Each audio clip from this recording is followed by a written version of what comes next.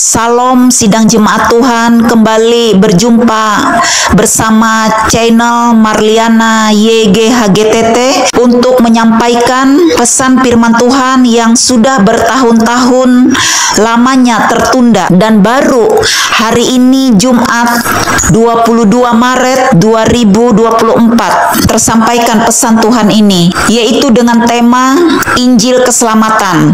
Kurang lebih 8 tahun yang lalu pernah diundang untuk menyampaikan firman Tuhan di gereja GBI Datar Laga Barabai, yaitu dengan tema Injil Kerajaan. Bagaimana menghadirkan sorga di bumi melalui kehadiran kita yang sudah Tuhan percayakan kepada kita setiap umatnya yang ada di muka bumi ini, untuk menghasilkan gereja Tuhan yang berakar, bertumbuh, berbuah, berdampak, menjadi berkat, berfungsi, menjadi garam dan terang dunia. Melalui kehadiran kita, bagaimana kita menghadirkan kerajaan sorga di tengah-tengah muka bumi ini.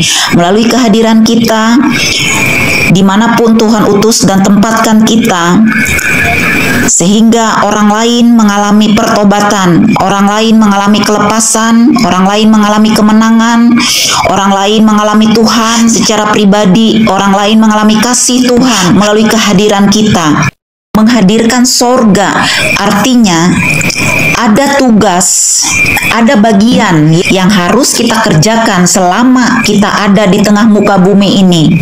Sebelum kita terangkat oleh Tuhan, sebelum kita meninggalkan dunia ini, karena sampai waktunya kita tidak akan berlama-lama tinggal di tengah muka bumi ini. Semua kita akan kembali pulang, kembali ke rumah kita yang sebenarnya, ialah di sorga. Sebelum kita sampai di sana, sebelum Tuhan menjemput kita, artinya ada tugas yang harus kita kerjakan di dunia ini. Setelah kita melakukan bagian kita yang sudah Tuhan percayakan, Tuhan akan melakukan bagiannya Tuhan. Sampai waktunya Tuhan berkata, sudah selesai yang engkau kerjakan di dunia ini. Lalu Tuhan mengangkat kita untuk tinggal di dalam kerajaannya yang sempurna, bersama-sama dengan Tuhan Yesus memerintah untuk selama-lamanya. Setelah kita selesai melakukan tugas kita di dunia ini dan kita sudah memiliki bekal untuk kita memiliki tempat kita di kerajaan sorga, kita juga harus mempersiapkan diri kita untuk masuk dalam pengangkatan. Kita melakukan apa yang menjadi kehendak Bapa di sorga, yang menjadi bagian kita yang harus kita kerjakan di dunia ini. Kita juga harus mempersiapkan Injil keselamatan untuk kita siap menjadi kelompok yang terselamatkan, kelompok yang terangkat ke sorga. Saudaraku, penyampaian tema firman Tuhan yang pertama waktu itu adalah Injil Kerajaan.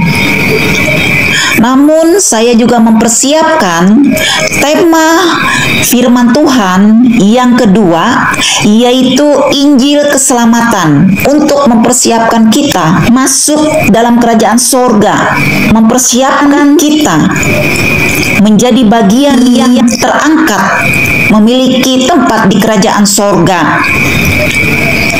Sudah saya persiapkan waktu itu untuk penyampaian firman yang kedua kalinya.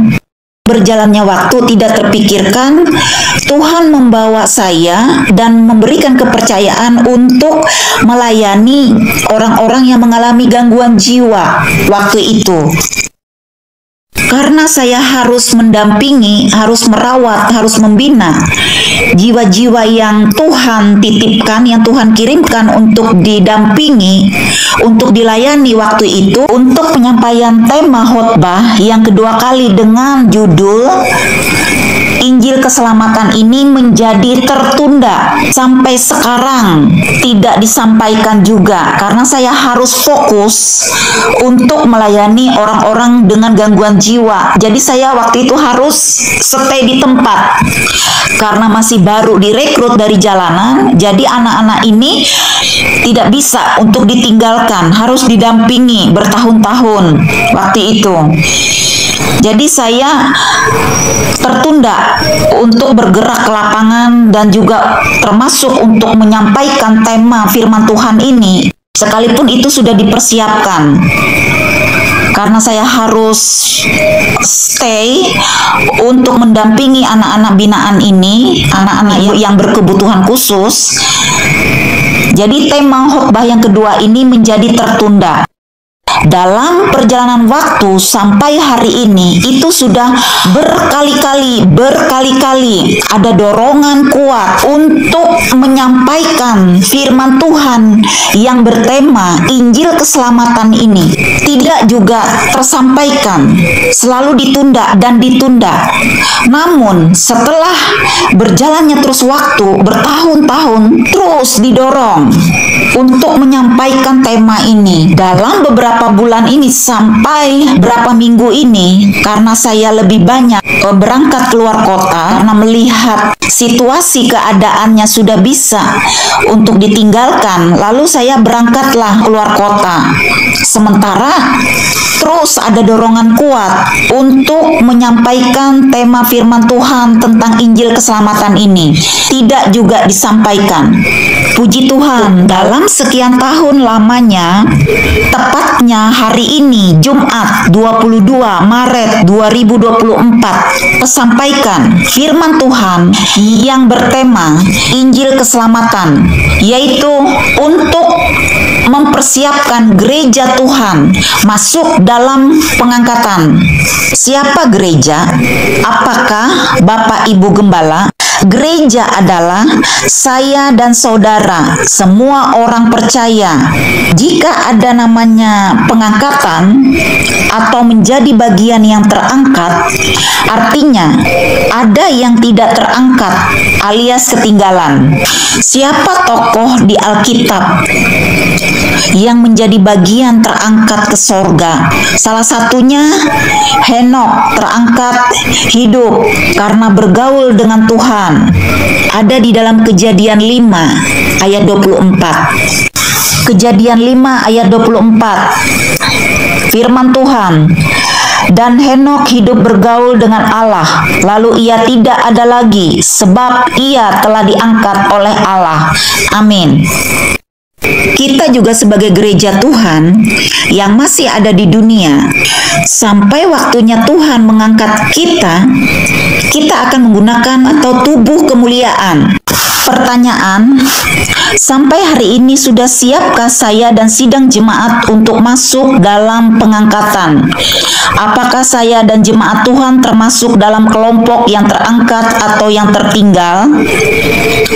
Supaya kita semua termasuk dalam kelompok yang terangkat, pastinya ada bagian kita yang harus kita kerjakan selama kita tinggal di muka bumi ini. Sebelum kita kembali pulang ke rumah kita di sorga, kita harus melakukan tugas kita di muka bumi ini. Mari pergunakanlah waktu yang singkat ini sebaik-baik mungkin untuk memperbaiki hubungan pribadi kita dengan Tuhan. Kembali bertobat, kita melakukan pertobatan kita dengan takut dan gentar. Kita menjaga pertobatan kita. Apa yang menjadi kehendak Bapa di sorga, itulah yang Tuhan ingin kita lakukan selama di bumi ini. Karena sebelum kita masuk dalam pengangkatan, itu ada banyak aturan atau prosedurnya Tuhan yang harus kita siapkan, yang harus kita penuhi. Barulah kita diterima, diangkat oleh Tuhan. Mari kita sebagai jemaat Tuhan tetap berjaga-jaga, semakin mendekatkan diri, semakin cinta Tuhan. Pastikan gereja Tuhan tidak tertidur kerohaniannya. Pastikan gereja Tuhan semua masuk dalam pengangkatan, tidak ada yang tertinggal. Firman Tuhan ini disampaikan bukan untuk menakut-nakuti. Ini semua disampaikan untuk membangun hubungan kita dengan Tuhan lebih dekat lagi, membuat kita semakin cinta Tuhan. Mari kita masuk firman Tuhan yang terambil dari Matius 25 ayat 1 sampai 13 dengan perikop atau judul gadis-gadis yang bijaksana dan gadis-gadis yang bodoh. Ayat pertama, firman Tuhan, pada waktu itu hal kerajaan sorga seumpama 10 gadis yang mengambil pelitanya dan pergi menyongsong mempelai laki-laki.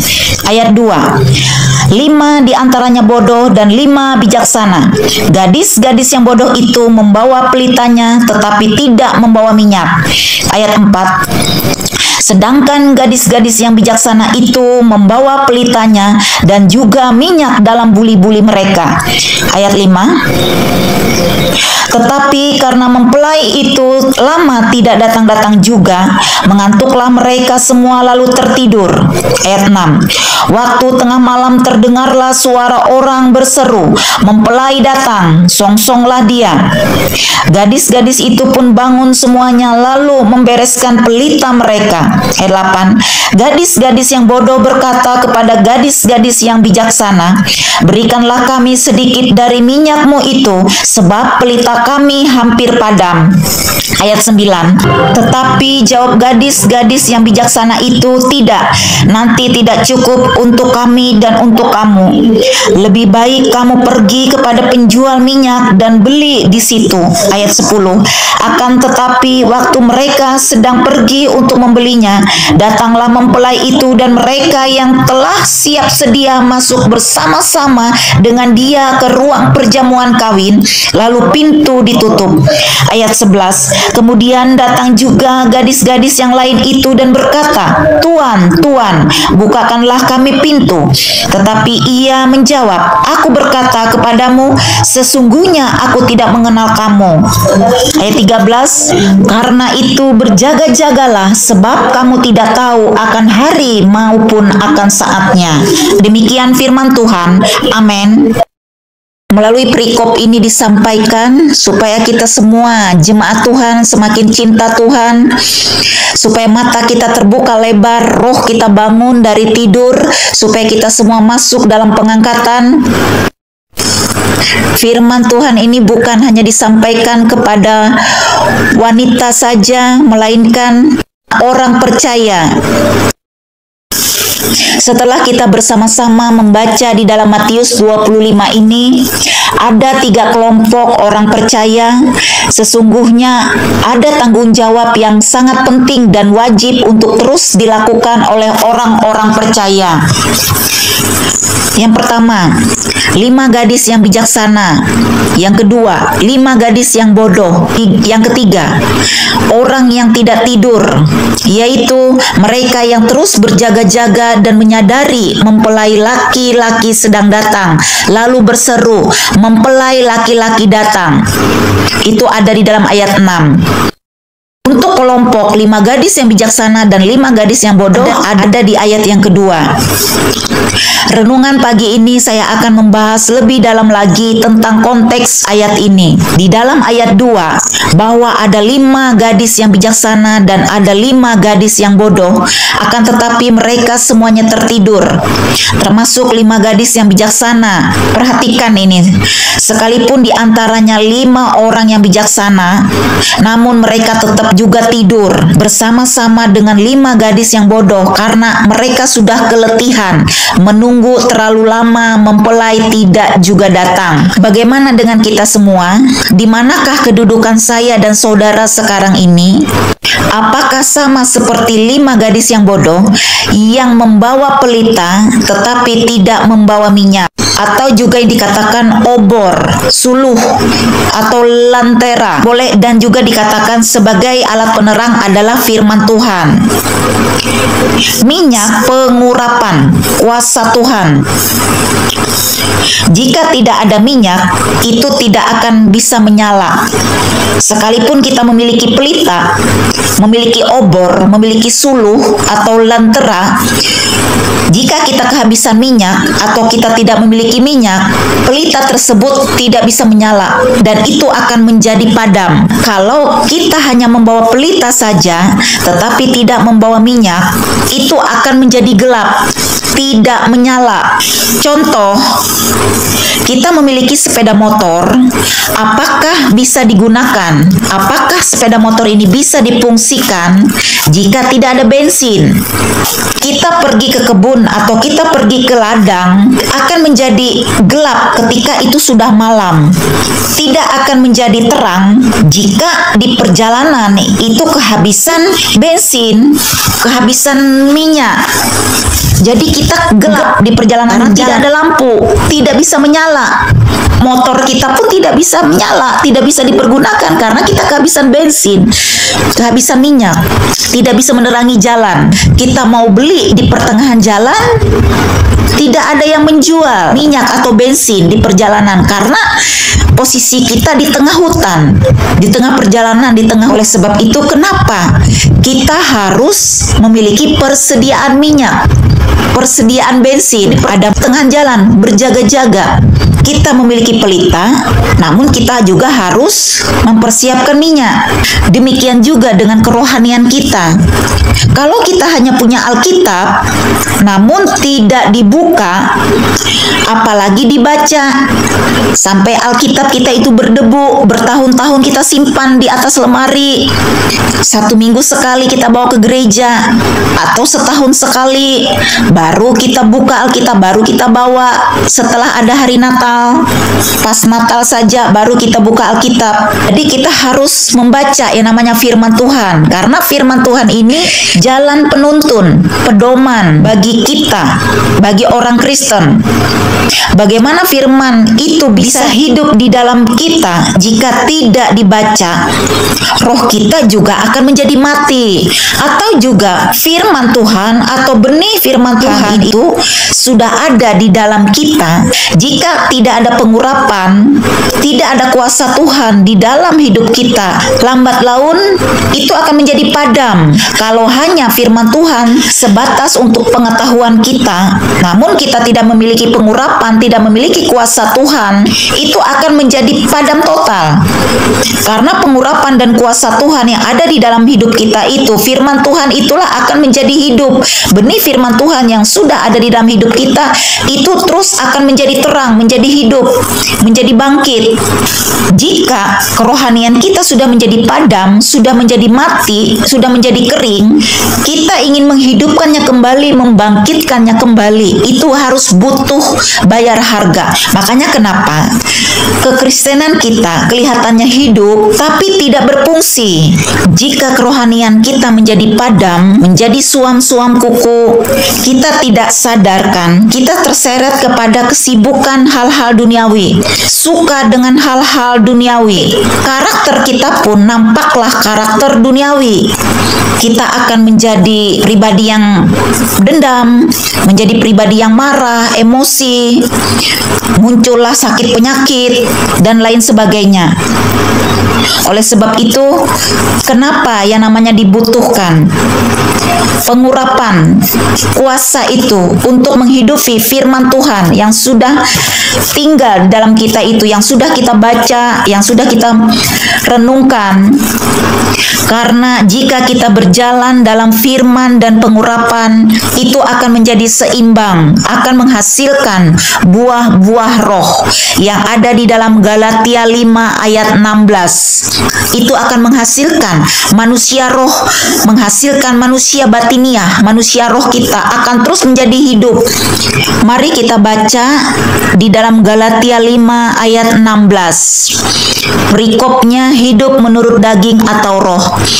Demikian firman Tuhan ayat 16. Maksudku ialah hiduplah oleh roh, maka kamu tidak akan menuruti keinginan daging. Ayat 17, sebab keinginan daging berlawanan dengan keinginan roh, dan keinginan roh berlawanan dengan keinginan daging, karena keduanya bertentangan, sehingga kamu setiap kali tidak melakukan apa yang kamu kehendaki. Ayat 18, akan tetapi jikalau kamu memberi dirimu dipimpin oleh roh, maka kamu tidak hidup di bawah hukum Taurat. Ayat 19, perbuatan daging telah nyata, yaitu percabulan, kecemaran, hawa nafsu.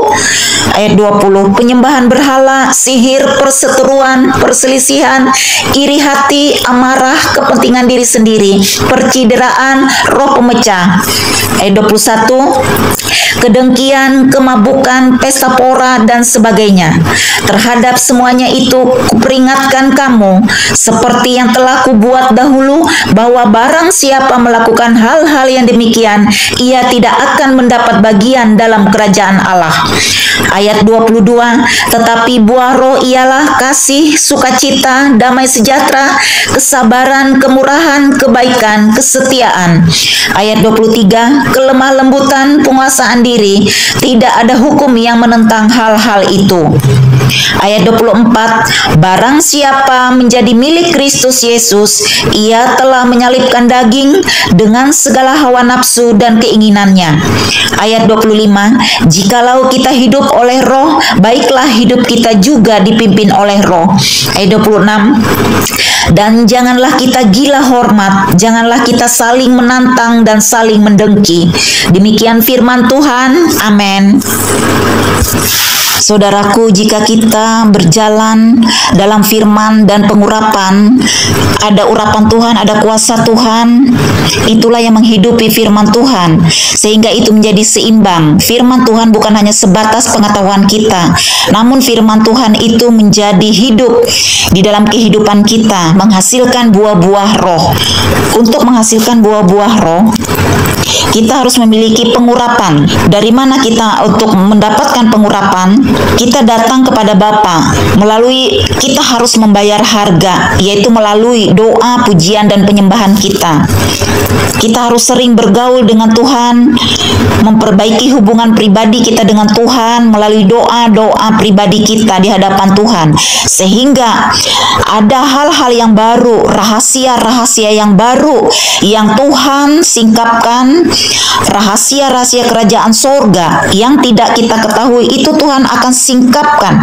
Ketika kita senang di dalam hadirat Tuhan, di dalam mezbah doa kita, Tuhan akan menyampaikan pesan-pesannya. Tuhan menyampaikan rahasia-rahasianya, Dia singkapkan kepada kita. Tuhan membuat kita lebih tajam, lebih peka, karena ada urapan dan ada kuasa itu yang menghidupi firman Tuhan yang sudah ada di dalam setiap pribadi kita. Oleh sebab itu, kenapa kita harus suka yang namanya doa, pujian, penyembahan kita di dalam mezbah doa kita.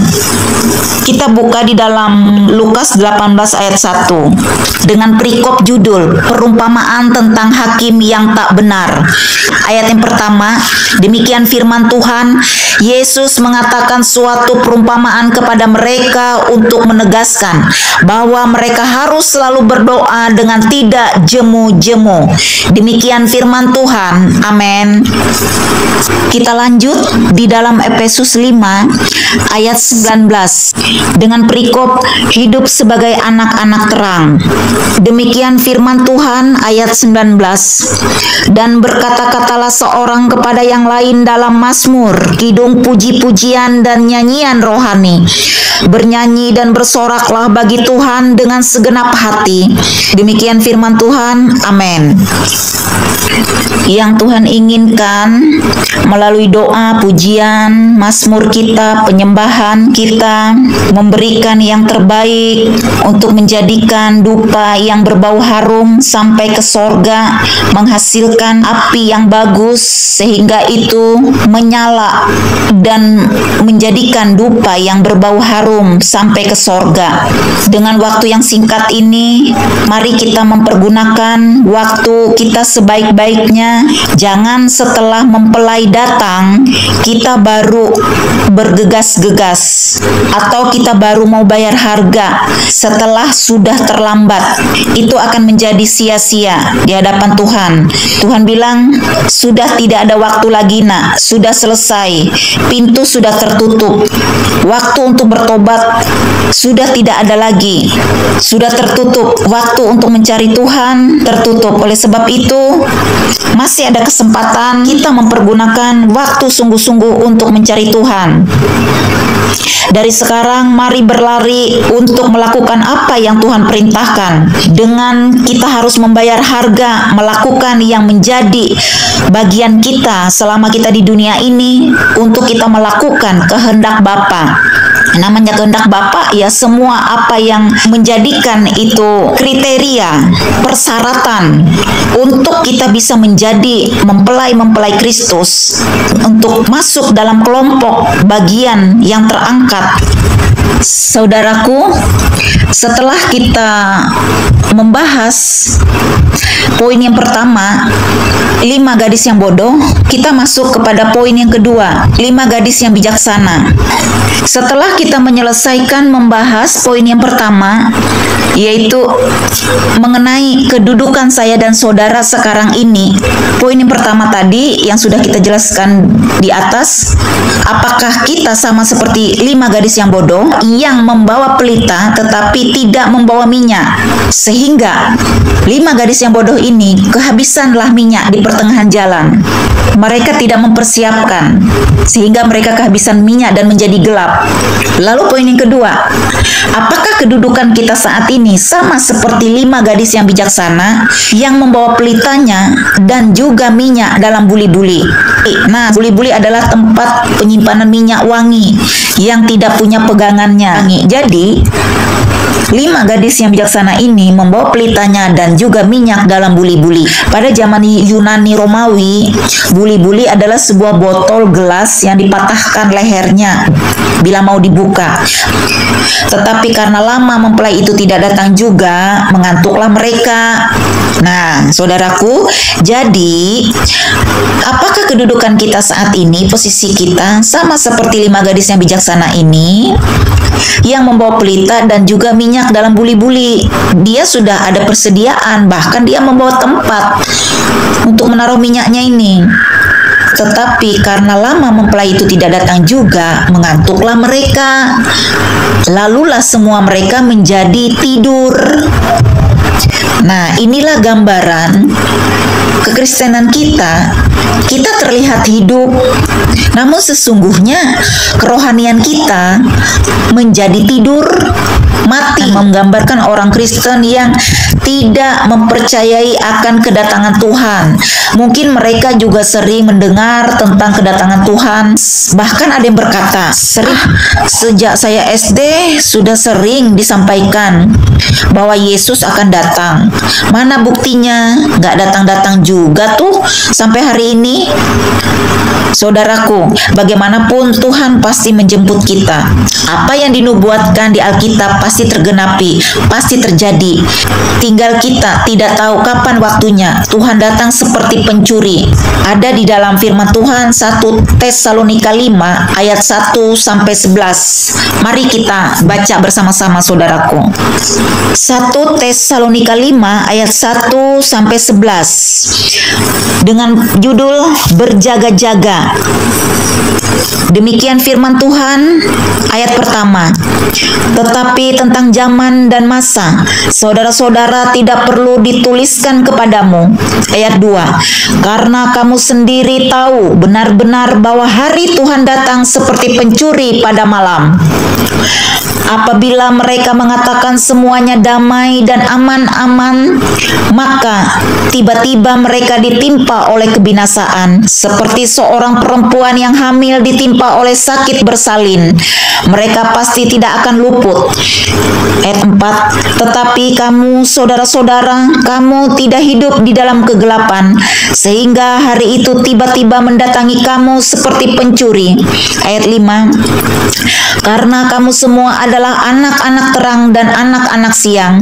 Kita bukanlah orang-orang malam atau orang-orang kegelapan. Ayat 6, sebab itu baiklah jangan kita tidur seperti orang-orang lain, tetapi berjaga-jaga dan sadar. Ayat 7, sebab mereka yang tidur waktu malam, dan mereka yang mabuk waktu malam. Ayat 8, tetapi kita yang adalah orang-orang siang, baiklah kita sadar, berbaju cirahkan iman dan kasih, dan berkotopongkan pengharapan keselamatan, karena Allah tidak menetapkan kita untuk ditimpa murka, tetapi untuk beroleh keselamatan oleh Yesus Kristus Tuhan kita, yang sudah mati untuk kita, supaya entah kita berjaga-jaga, entah kita tidur, kita hidup bersama-sama dengan Dia. Ayat 11, karena itu nasihatilah seorang akan yang lain dan saling membangunlah kamu, seperti yang memang kamu lakukan. Demikian firman Tuhan. Amin. Kita lanjut buka di dalam 1 Petrus 3 ayat 10. Dengan perikop kasih dan damai. Ayat 10, demikian firman Tuhan, siapa yang mau mencintai hidup dan mau melihat hari-hari baik, ia harus menjaga lidahnya terhadap yang jahat dan bibirnya terhadap ucapan-ucapan yang menipu. Demikian firman Tuhan. Amin. Saudaraku, dari poin yang pertama, 5 gadis yang bodoh dan 5 gadis yang bijaksana, gambaran orang percaya yang bodoh dan yang bijak ini sama-sama tidur, tidak masuk dalam pengangkatan. Ketika mendengar mempelai datang, mereka semua ini bergegas untuk mencari Yesus. Sudah terlambat, tidak ada waktu kesempatan lagi untuk kembali bertobat. Pintu sorga sudah tertutup. Lalu Tuhan berkata, sesungguhnya aku tidak mengenal kamu. Betapa mengerikan jika Tuhan berkata, sesungguhnya aku tidak mengenal kamu. Mari kita buka di dalam Matius 7 ayat 23. Di dalam Matius 7 ayat 15 sampai 23. Ini berbicara orang Kristen yang sudah dipakai secara luar biasa, di hari terakhir tidak masuk dalam pengangkatan. Kita lanjut, masuk di poin 3.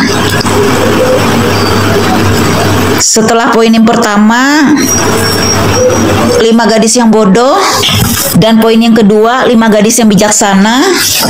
Lalu poin yang ketiga, mari kita melihat orang percaya yang ketiga ini. Kedudukan saya dan saudara adalah pada poin yang mana?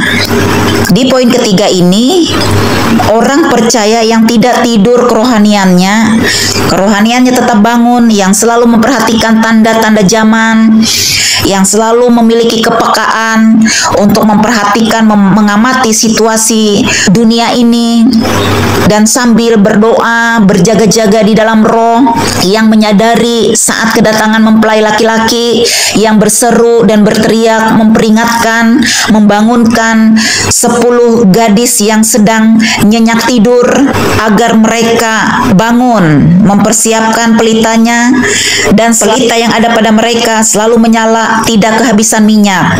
Memiliki pelita namun juga harus selalu memiliki minyak yang tidak pernah akan habis, selalu hidup, selalu bangkit, memiliki terus gairah, semangat mencari Tuhan, untuk suka di dalam hadirat Tuhan, suka di dalam hubungan pribadi dengan Tuhan, sehingga memiliki pengurapan dan kuasa Tuhan. Firman Tuhan terus dihidupkan. Ada hal-hal yang selalu baru, rahasia-rahasia kerajaan surga yang Tuhan singkapkan, yang Tuhan beritahukan. Tuhan memberikan ketajaman roh, Tuhan memberikan kepekaan, yang Tuhan terus mau kita selalu bertekun di dalam doa, selalu menjaga pelitanya agar tidak padam, selalu membawa persediaan minyak. Mereka ini bukan kelompok 10 gadis yang tidur. Pengurapan selalu baru setiap hari.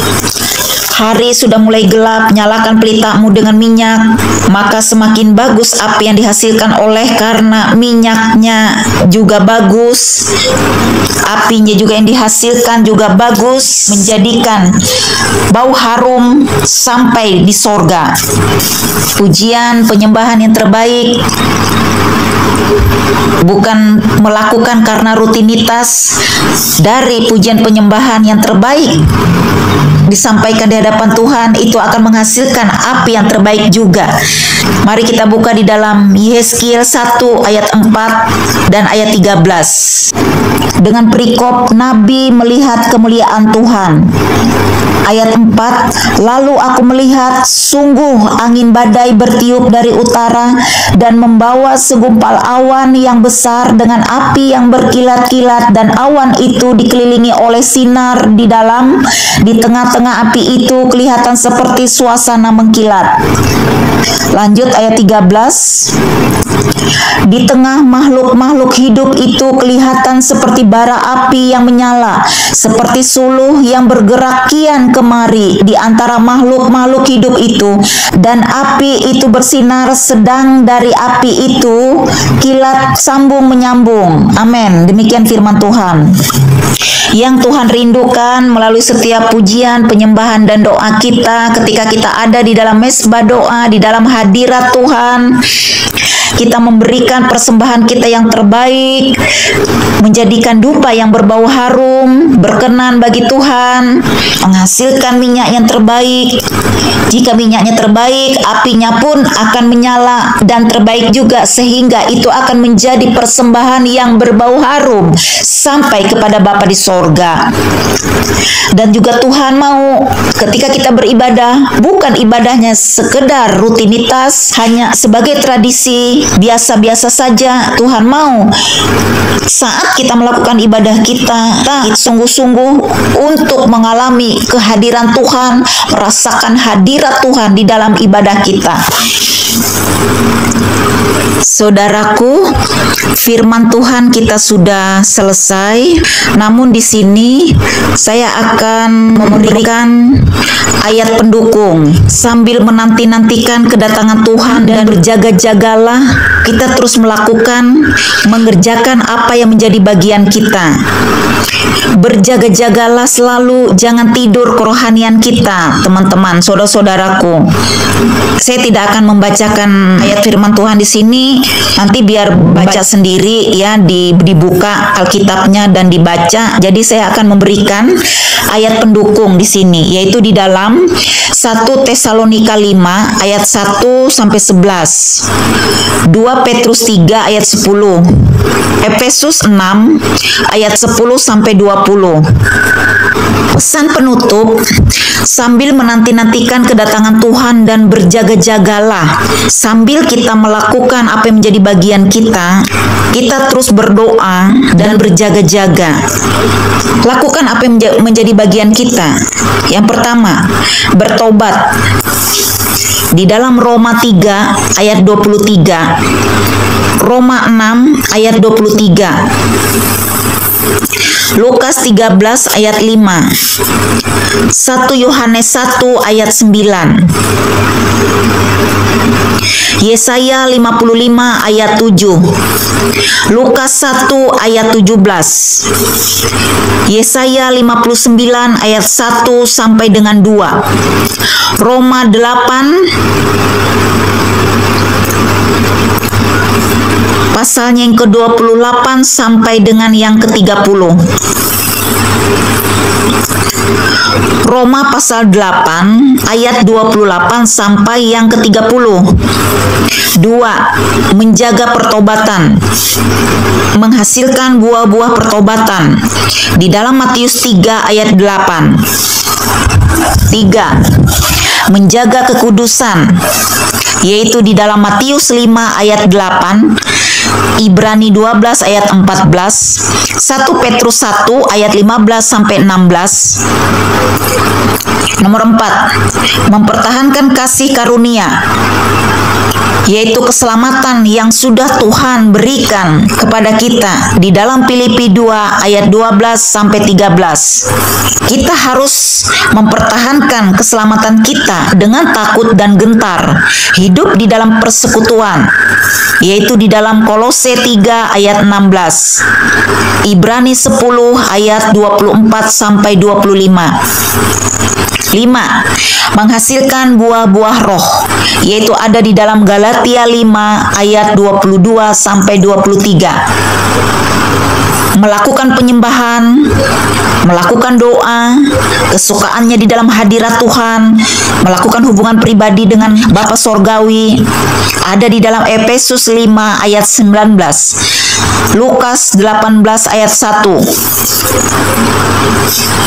6. Menghasilkan buah-buah pelayanan, ada di dalam 1 Korintus 12. 7. Gunakanlah selengkap senjata Allah, di dalam Efesus 6 ayat 13 sampai 18, 2 Petrus 3 ayat 10. Demikian firman Tuhan, pesan penutup dan ayat-ayat pendukung di sini yang mungkin tidak saya bacakan satu demi satu, melainkan nanti biar saudara yang membuka Alkitab dan merenungkan kembali. Terima kasih.